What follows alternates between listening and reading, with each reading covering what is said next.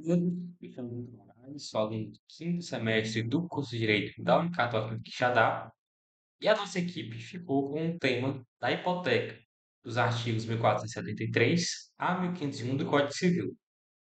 Nesse momento, eu vou tratar do conceito da hipoteca. A hipoteca ela é um dos direitos reais de garantia previstos no Código Civil. Trata-se de uma forma de o devedor oferecer um imóvel como garantia do cumprimento de uma obrigação, geralmente uma dívida sem que ele precise necessariamente sair da posse desse bem, da posse ou do uso. Para ressaltar que o imóvel ele deve ser alienável, conforme o artigo 1420 do Código Civil.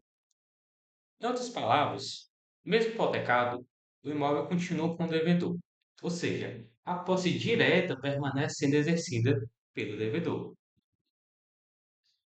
Ele pode morar nesse imóvel, pode usá-lo normalmente, pode inclusive alugá-lo, inclusive alienar esse imóvel, desde que o credor ele esteja totalmente ciente das condições de uso ofertadas pelo devedor. Isso significa que o credor não vai precisar se preocupar com a manutenção do bem e o pagamento dos tributos, por exemplo. Então, em outros casos, onde o credor ele pega a posse direta do bem, é necessário que ele tenha manutenção para que aquele bem não se deteriore, é necessário que ele pague os tributos pertinentes àquele bem, o que não ocorre na hipoteca. O proprietário, que no caso é o devedor da obrigação, ele vai continuar na posse direta e no uso do seu bem, e ainda assim o credor ainda vai ter uma garantia. No entanto, se a dívida não for paga, o credor tem o direito de requerer judicialmente a venda daquele imóvel para receber o valor que lhe é devido. Vale notar que ele não pode receber aquele imóvel como pagamento da obrigação, que seria um cumprimento. Então, é necessário que receba esse imóvel em asta pública, em leilão público, faça a venda e, com o valor recebido da venda, ocorra o adimplemento da obrigação. A hipoteca ela deve ser registrada em cartório, especificamente o cartório de registro de imóveis. Além disso, apenas o proprietário ou alguém por ele determinado, como um procurador, com poderes específicos para hipotecar, poderá hipotecar esse imóvel específico, pois só assim ele terá a validade entre terceiros.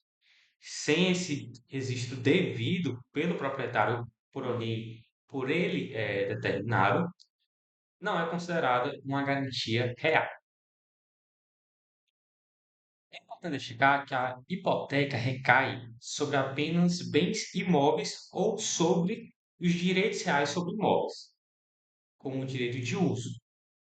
Ela é muito comum em financiamentos imobiliários, quando alguém compra uma casa e o imóvel fica hipotecado até o cumprimento total daquele negócio.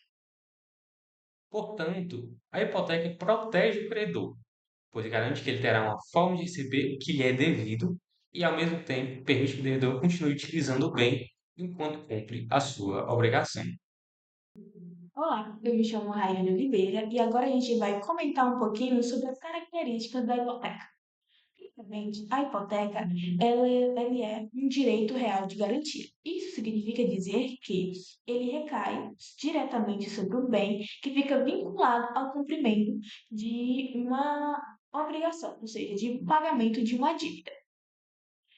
A hipoteca, ela gera ao credor o direito de sequela, que significa dizer que o, o credor ele pode perseguir o bem aonde ele estiver e com quem estiver até que a dívida seja quitada.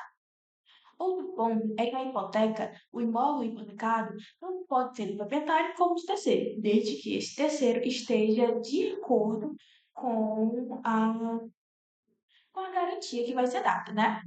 Outro ponto é que a posse, diferentemente do penhor, a posse na hipoteca, ela não é modificada. O devedor continua com sua posse direta, sem prejuízo. A posse, na hipoteca, a posse, ela não é transferida automaticamente ao credor. Outro ponto. A hipoteca, ela é indivisível. Isso significa dizer que na hipoteca, eu não posso hipotecar metade da minha casa Significa que ela é integral, ou seja, eu hipoteco a minha casa, não a metade dela. E até na questão do pagamento. Se eu faço pagamento parcial, isso não extingue a hipoteca. A hipoteca só vai estar extinguida depois da quitação da dívida. Outro ponto também muito importante é que a hipoteca ela tem caráter acessório. Isso significa dizer que tem uma obrigação, ela é uma obrigação acessória. Ou seja, se a principal se extingue automaticamente a hipoteca. Outro ponto, desculpa, é a hipoteca convencional, que a gente vai discutir um pouquinho mais na frente, que em resumo, é a hipoteca onde acontece em um comum acordo entre as partes. As partes acordam que o devedor vai oferecer um determinado bem como garantia. Nela, a gente vai ver a manifestação de uma característica que é o negócio jurídico solene.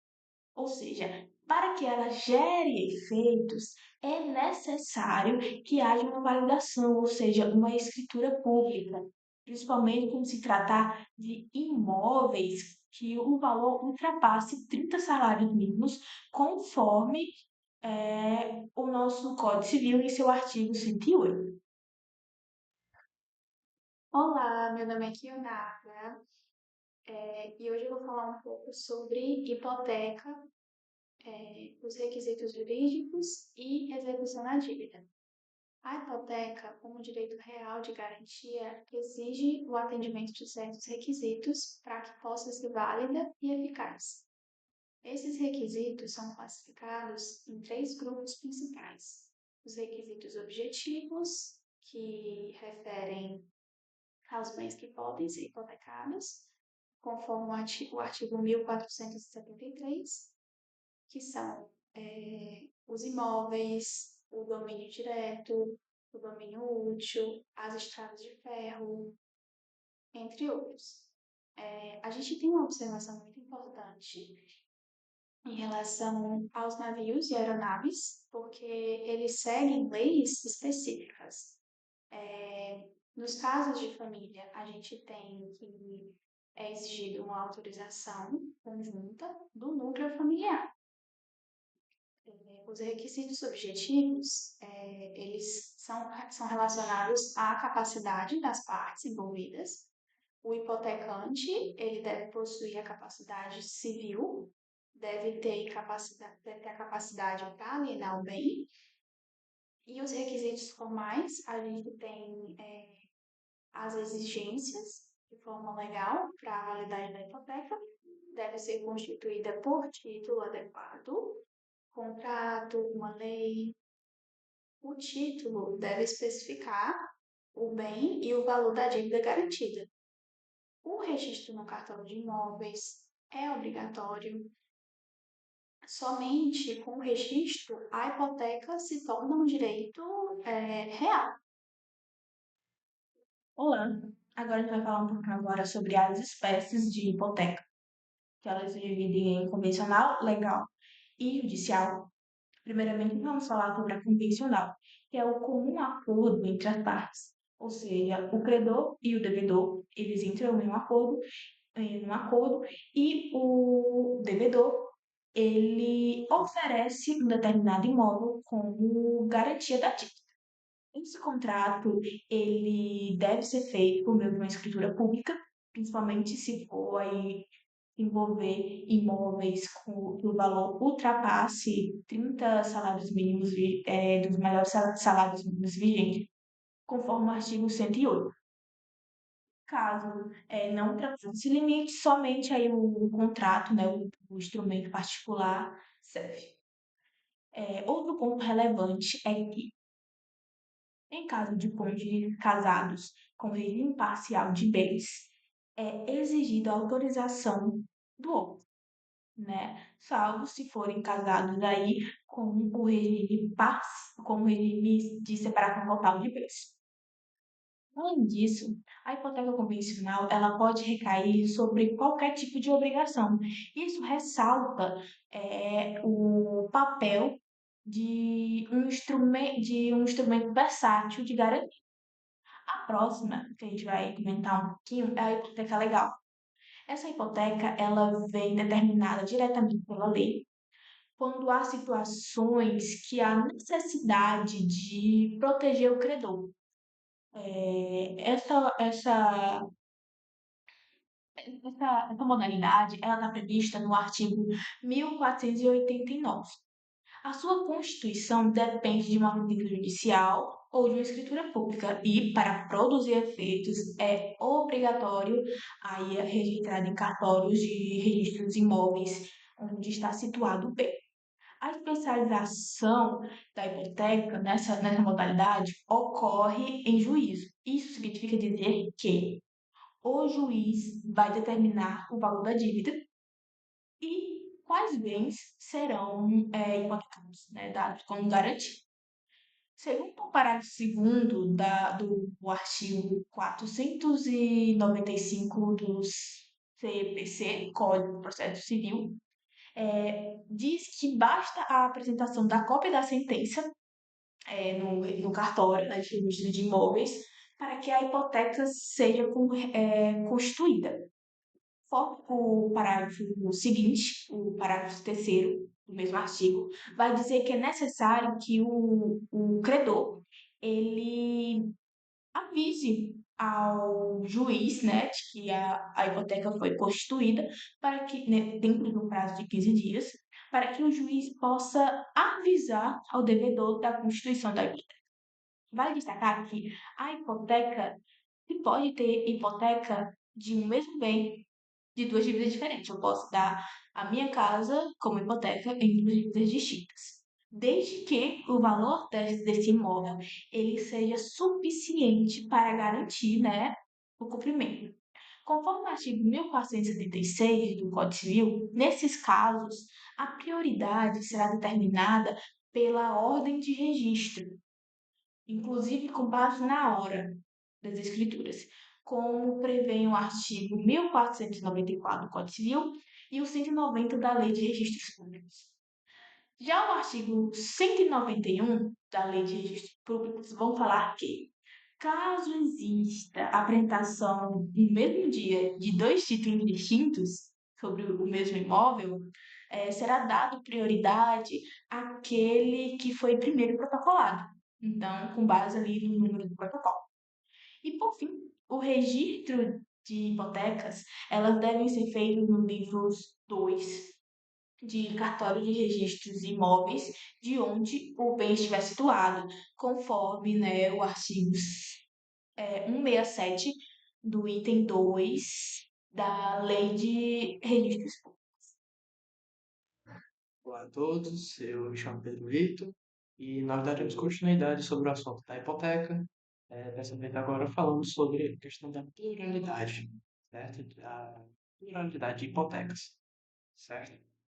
Conforme previsto no artigo 1476, o Código Civil ele permite a existência de mais de uma hipoteca sobre o mesmo bem imóvel, ou seja, um único imóvel ele poderá garantir várias dívidas ao mesmo tempo.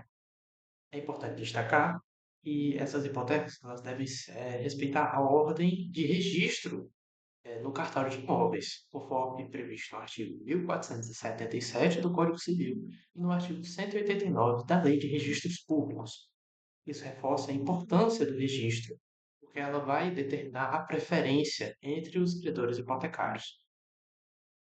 Dando continuidade, nós temos que falar também sobre a hipoteca legal, que ela acontece quando a própria lei determina que certos credores garantia, devem ter garantia sobre os bens do devedor por razões de proteção e cautela.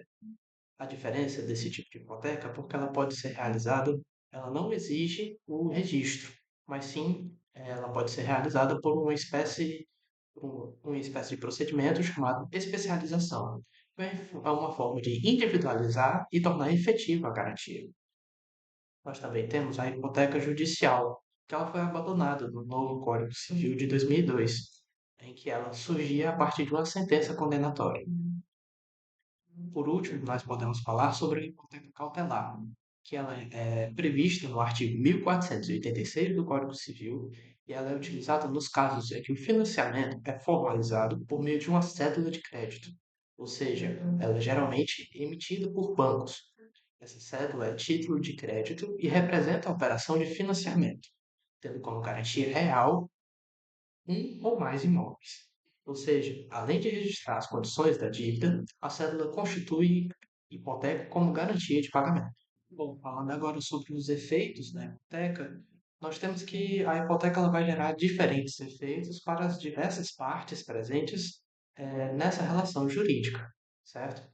Podemos iniciar, primeiramente, com os efeitos em relação ao credor. Um dos principais efeitos é que o credor ele pode exigir a conservação do bem. Ou seja, desde a constituição da sua hipoteca até a extinção, o credor tem o direito de exigir a conservação do bem dado em garantia. Isso porque a hipoteca existe justamente para garantir a segurança do crédito concedido. O credor ele também tem o direito de execução. Então, nos casos em que a dívida for vencida e ela não tiver sido paga, o credor pode promover a execução judicial do imóvel, salvo em casos de perecimento do bem ou desapropriação, em que ocorre a subrogação do valor da indenização. Como é que estava indo com esse efeito? Nós temos também que a execução ela pode se dar pela via judicial e a execução também pode se dar pela via extrajudicial, certo? Conforme previsto no Código Civil e no Código de Processo Civil, com preferência sobre os demais credores.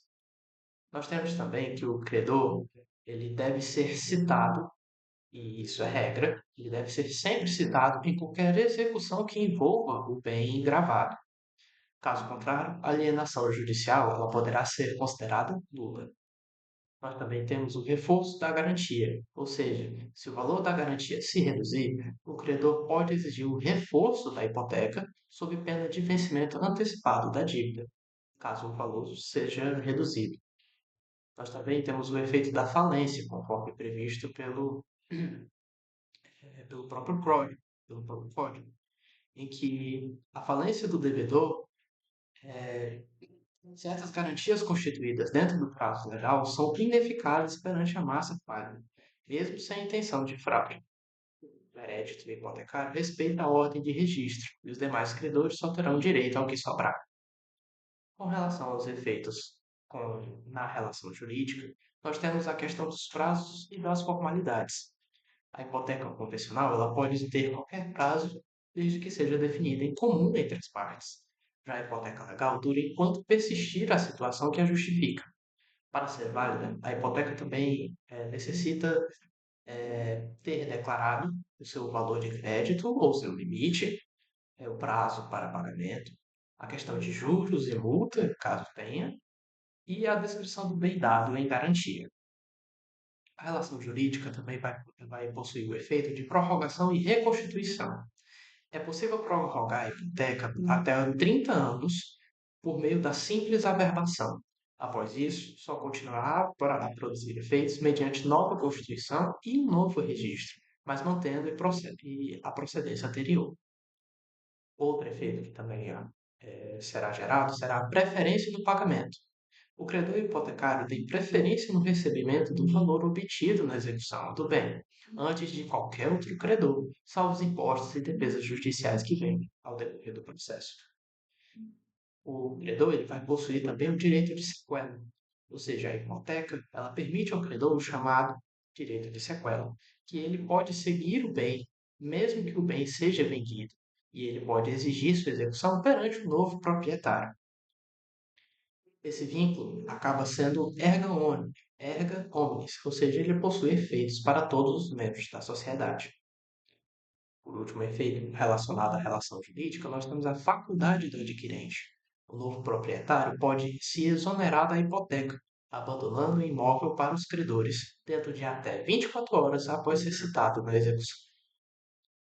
Com relação aos efeitos relacionados a terceiros, nós temos que como já mencionado anteriormente, nós temos a oponibilidade do erga omnes, ou seja, como direito real, a hipoteca registrada é oponível a terceiros, ou seja, qualquer um que adquira o imóvel estará sujeito ao ônus. Também cabe aqui destacar o efeito sobre a venda do imóvel. O imóvel hipotecado pode ser vendido a terceiros, mas com o ônus da hipoteca. Se o comprador não quiser assumir a dívida, ele poderá, conforme já foi dito anteriormente, abandonar o imóvel aos credores. A citação obrigatória também está presente aqui dos efeitos para terceiros, ou seja, a hipoteca pode ser cedida a outro credor sem o consentimento do devedor, mantendo-se todas as garantias e preferências. É necessário, no entanto, averbar essa cessão no registro imobiliário, e em caso de múltiplas cessões, vale a prioridade do registro. Para encerrar a questão dos efeitos em relação a terceiros, nós podemos destacar a subrogação, ou seja, a subrogação ocorre quando um terceiro paga a dívida e assume o lugar do credor original, mantendo-se a hipoteca em vigor. Olá, meu nome é Douglas Dantas e continuando o assunto da hipoteca, vamos falar agora sobre a remissão do bem imóvel.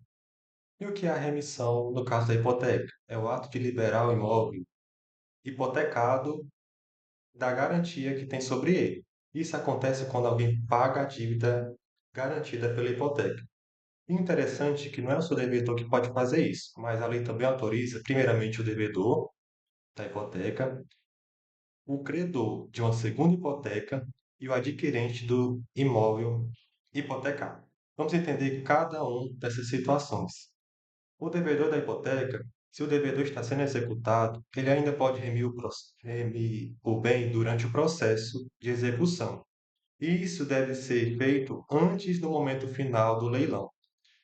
Se acontecer antes do leilão, ele tem que dar a proposta de remissão no valor que foi avaliado judicialmente. E se for depois do leilão, do primeiro leilão, ele tem que remir o bem no valor do maior lance. O interessante é que a lei também autoriza, nesta categoria do devedor da hipoteca, que não somente ele possa remir o bem com esses direitos, mas também o seu cônjuge, os seus ascendentes e descendentes. E isso está previsto no artigo 1482.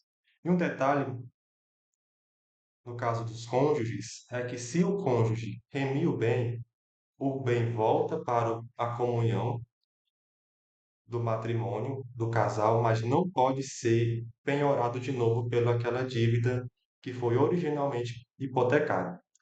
Na segunda hipótese, que é do credor da segunda hipoteca, ele pode remir o bem, se ele quiser, segundo o artigo 1478. E por que ele faria isso? Porque se o devedor não pagar a primeira hipoteca, o imóvel pode ser vendido por um valor baixo, que é suficiente para pagar a primeira, suficiente para pagar somente a primeira hipoteca, deixando a segunda sem a quitação. E o credor da segunda ficaria sem nada.